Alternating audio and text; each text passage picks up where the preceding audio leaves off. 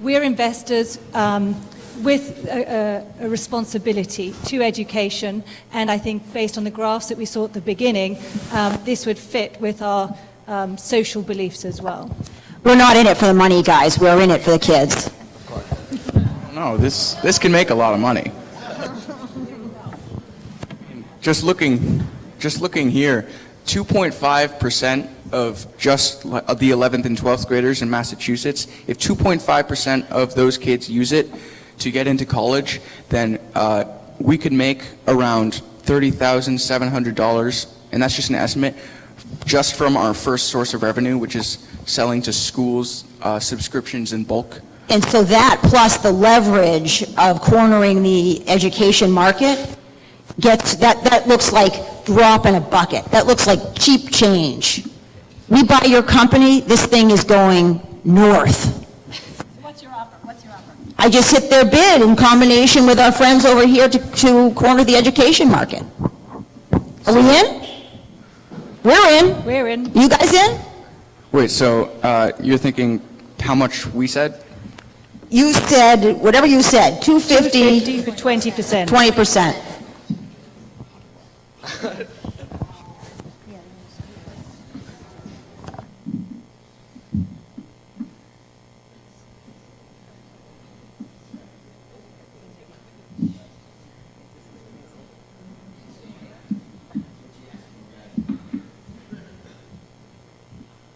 We'll take it. Fantastic. Yeah, Thank you. okay. Thank you. Good job, guys. Nice job.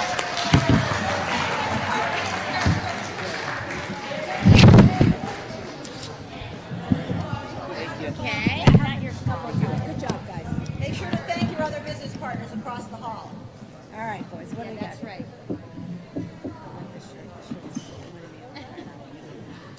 Oh, nice. Nice.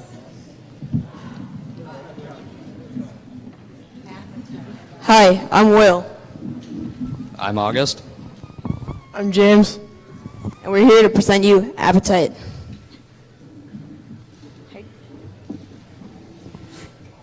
Our problem is when you're grocery shopping and you have to go to multiple stores just to find a certain list of items that you need to make one recipe, that can be really frustrating.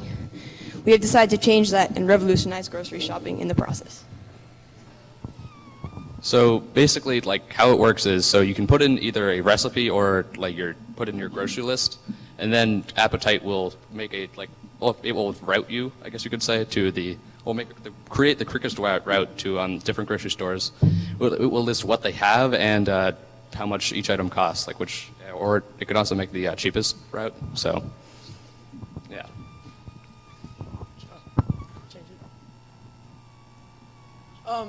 It's helpful because, like, sometimes before like a holiday or something, you're looking for food, but it's all sold out. If you put your recipe into the app, it'll tell you where the food is, the quickest route to where to get it, and the cheapest price. So, that's what I said. So basically, these are the designs for the app. It's we haven't fully gone through with all the designs, but the first is basically you put in your custom grocery list that you need, and it'll map out with the quickest route. So if you want to get the best deals, it could take you on a long route. So say Whole Foods has bread for $1.99 per loaf, and Market Basket has it for $2.99. It'll take you to Whole Foods to get all the items that are cheaper at Whole Foods, and it'll tell you which items are cheaper there, and then Market Basket to see which items are cheaper there. Also, it provides a map too. So if you search for Whole Foods, it'll show you the nearest Whole Foods, and it'll make you a custom route to get to all the grocery stores. Right here, there's a recipe service that we're going to integrate into our app. So basically, you put in a recipe that you want, and say you want gluten-free lasagna. You click that recipe, or traditional lasagna, and it'll show you basically, ricotta cheese is cheaper at Market Basket, but pasta is more expensive there. So it'll say, do you want to use the quickest route, which will take you just to Market Basket, or the cheapest route will take you to Market Basket and to Whole Foods. So where are you guys getting the data? Are you using other people's data and other people's recipes and kind of integrating it all? Yeah, so we're going to basically work on partnerships with recipe.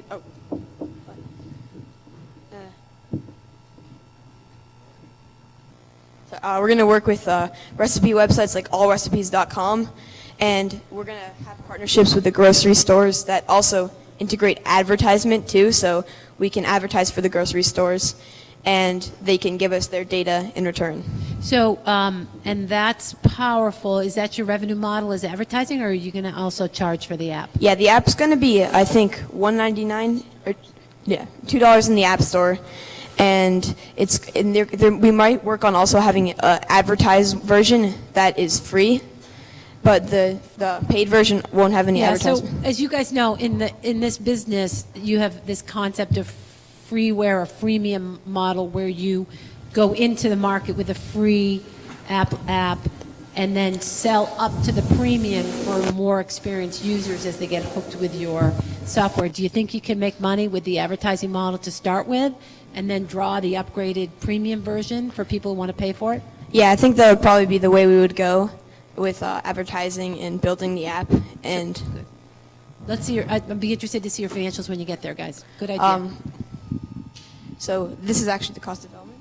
So for the cost of development, since we're asking for $45,000 and with 20% going to the investor of our company,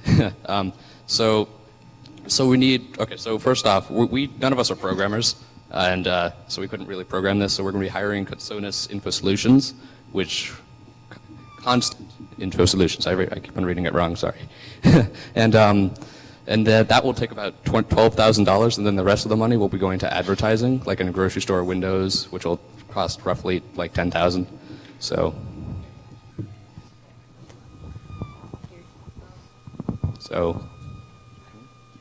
yeah, so advertising in Google, which will, okay, not only Google, other search engines, which is what we'll also be doing, and yep. Okay. Oh yeah, I forgot to mention. So keeping it in the App Store, it costs $100 per year to keep it in the App Store, and also, okay, so for each time you sell an app, Apple takes 30% of the profit. So say if we're selling it for $2, we're going to get $1.40 in return. So, yeah. So our competitors, we have a few of grocery shopping competitors. Go to the next slide. One of them is Peapod, which is like a system that they deliver food to your door. So that helps like elderly people and people who aren't able to get food from the store. They can like be delivered to your house. Ziplist makes a custom grocery list for you. And it isn't, the problem with it is it isn't connected to certain stores.